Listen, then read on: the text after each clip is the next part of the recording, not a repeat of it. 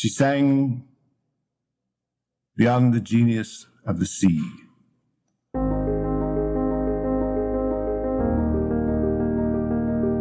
The makers rage to order words of the sea, words of the fragrant portals dimly starred, and of ourselves and of our origins, in ghostlier demarcations, keener sound.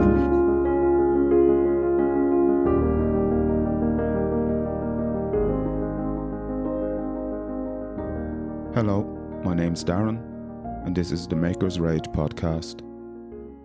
Inspiration. What is it? Where does it come from? Is it some external force, like a bolt of lightning striking us out of the blue? Or does it come from within? Something that bubbles up from the unconscious, that mystical well that is the source of dreams and neuroses, a part of ourselves over which we seem to lack agency.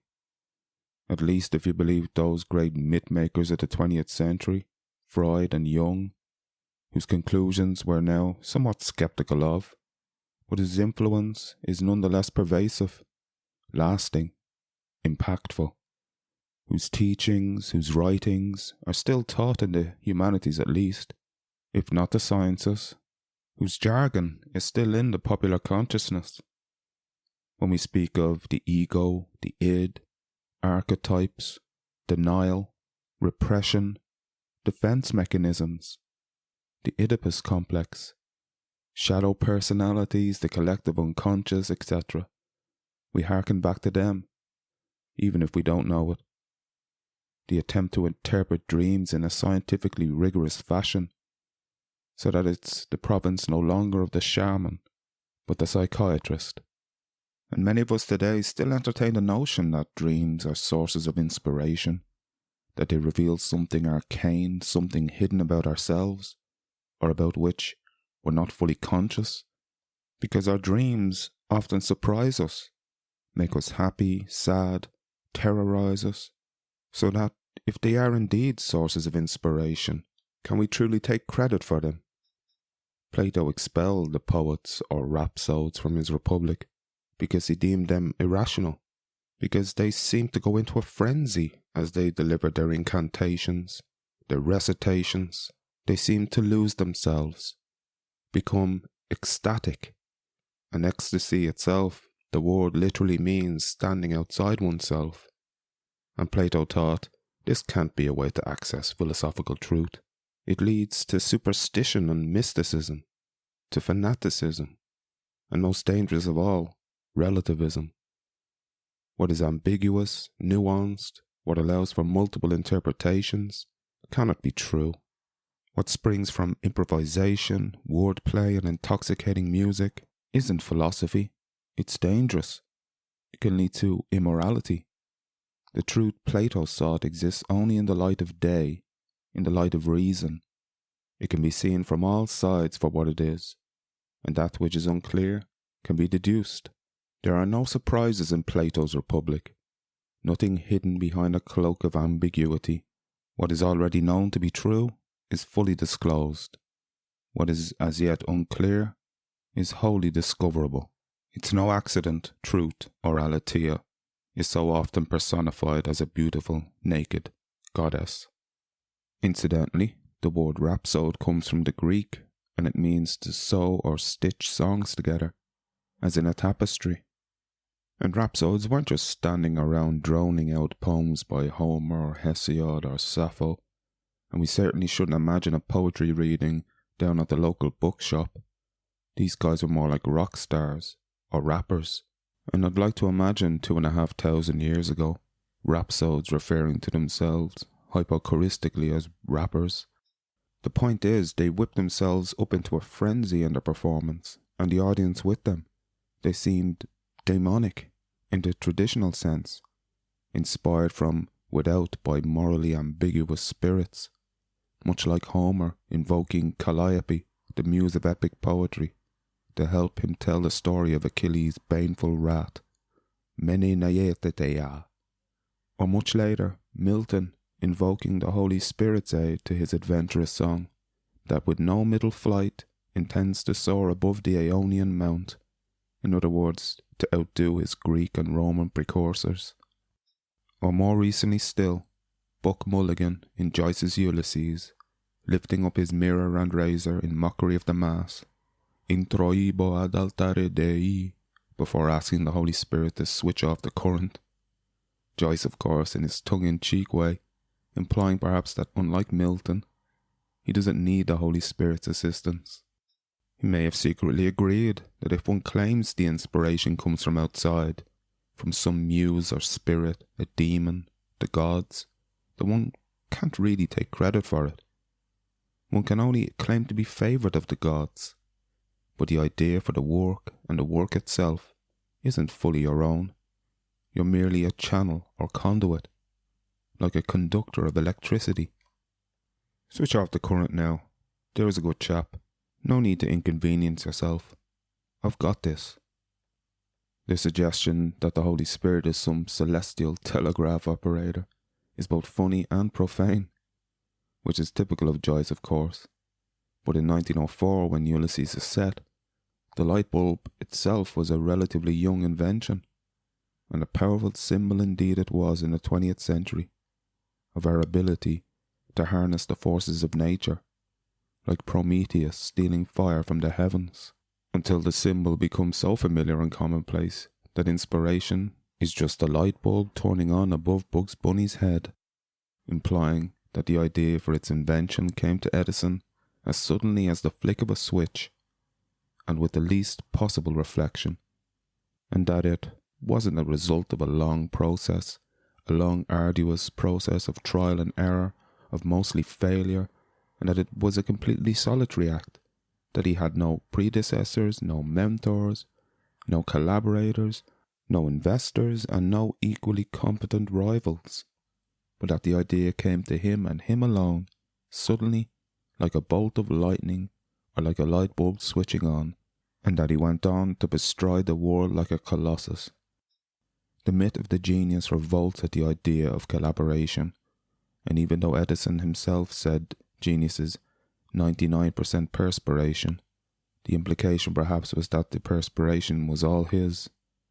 Yet the famous remark is often cited as proof out of the horse's mouth that inspiration doesn't come like a bolt out of the blue, that there is always a long foregrounding, and that there is nothing great that cannot be achieved by hard work. Many in Edison's time would have agreed that it is the Protestant work ethic that creates men of genius, not the gods, not demons or spirits, not the flick of a switch. A genius is made, not born. Great ideas are earned, not gifted. But then what about the claim of so many throughout history that their ideas came to them in dreams? And far from being collaborative, dreaming is an intensely private act.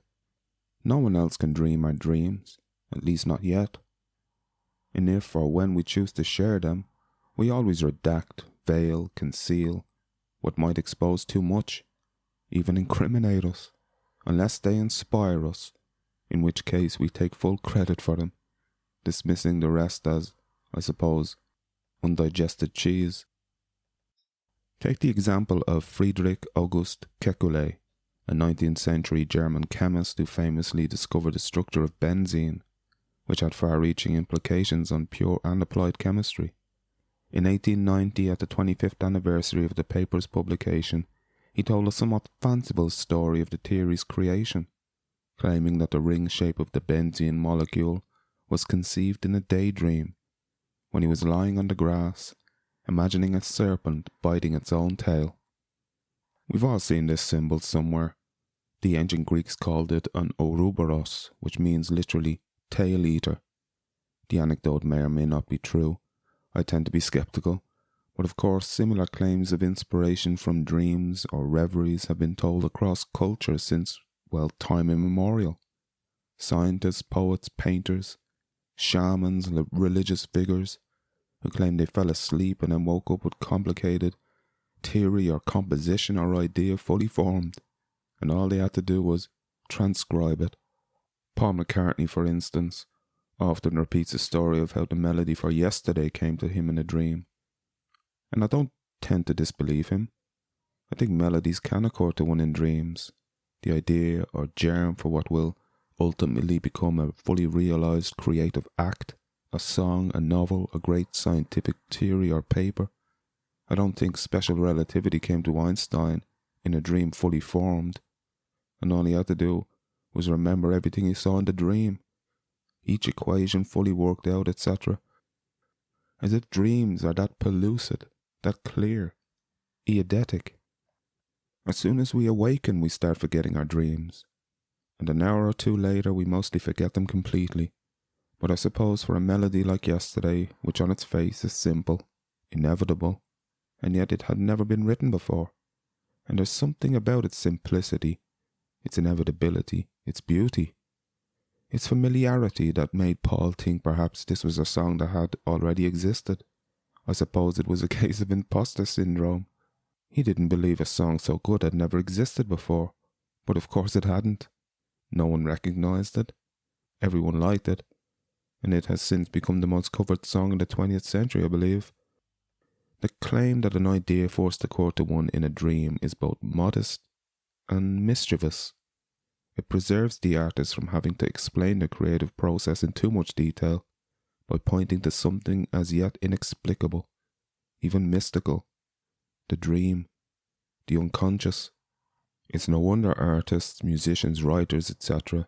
repeatedly claim their ideas are not fully their own, and that some external force or being or spirit breathed it into them.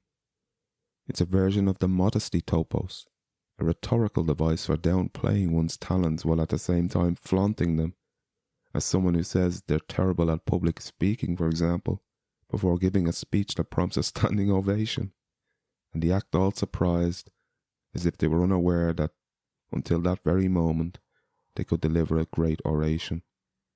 But it's important to remember, as the applause washes over them, that the gods both give it and take it away.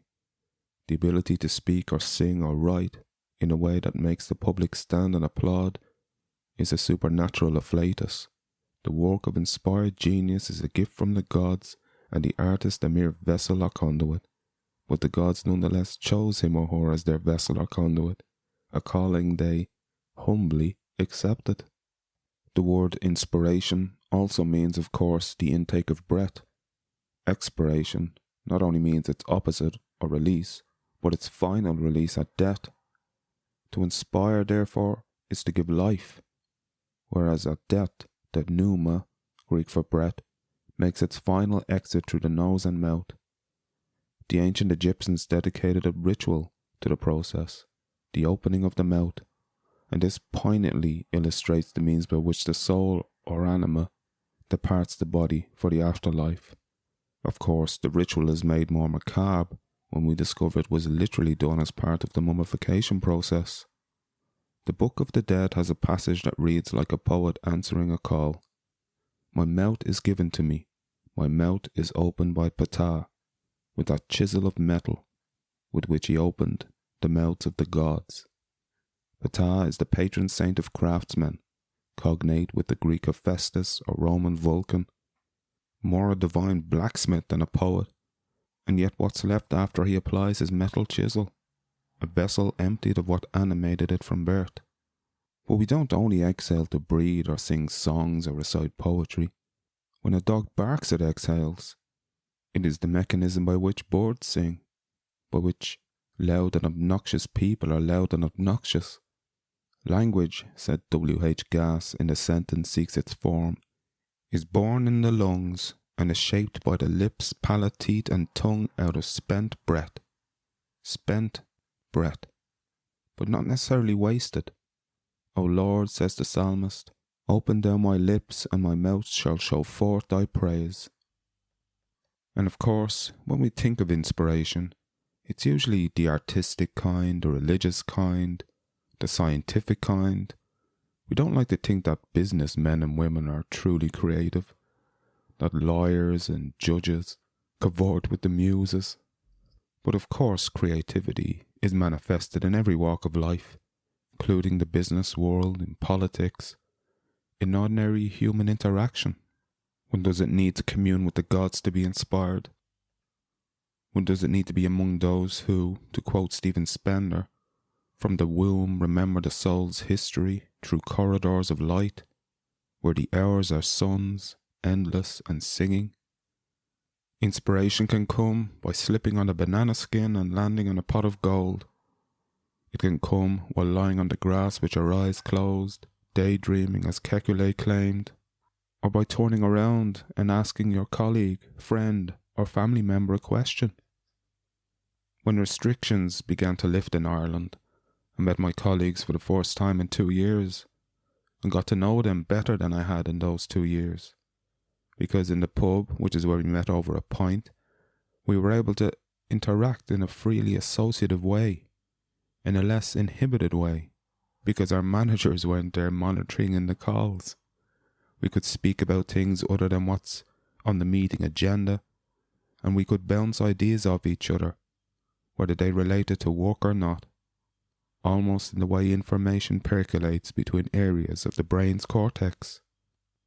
The cognitive neuroscientist Mark Young Beeman and his colleagues at Northwestern University looked at brain activity when people solved association problems, and they distinguished between taking an exhaustive route towards the solution and having an instant breakthrough.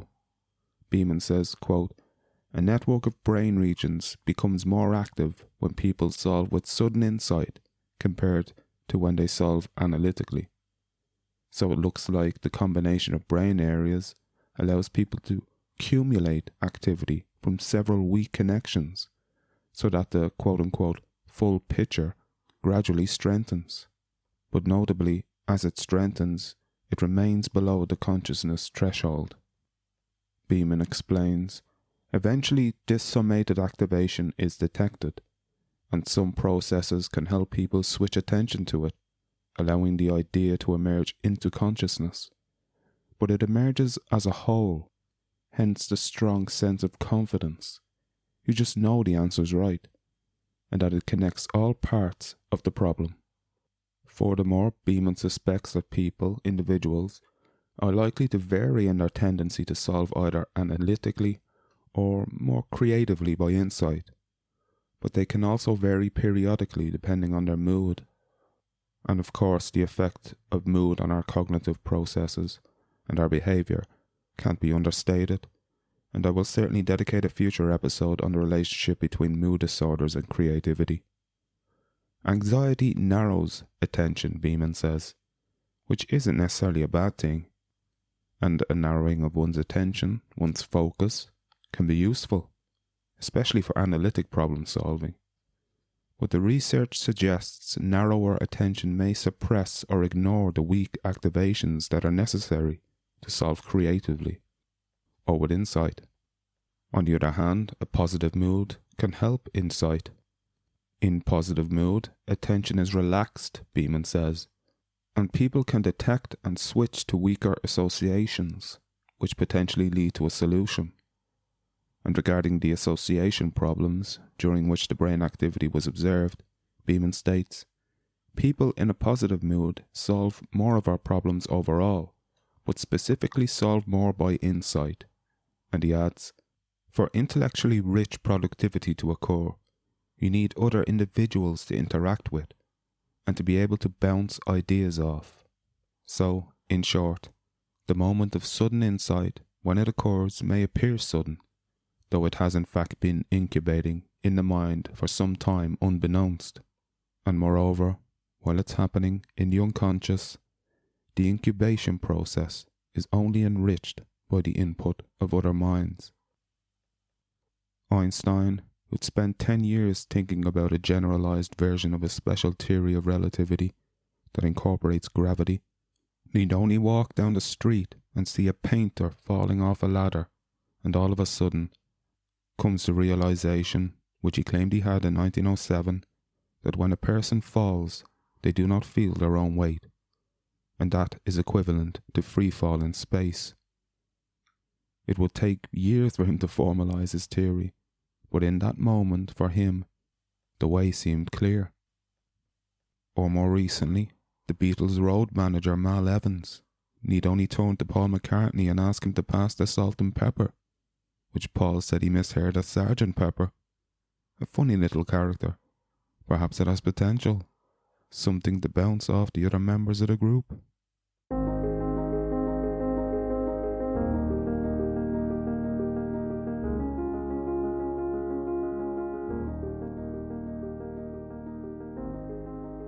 So thank you for listening.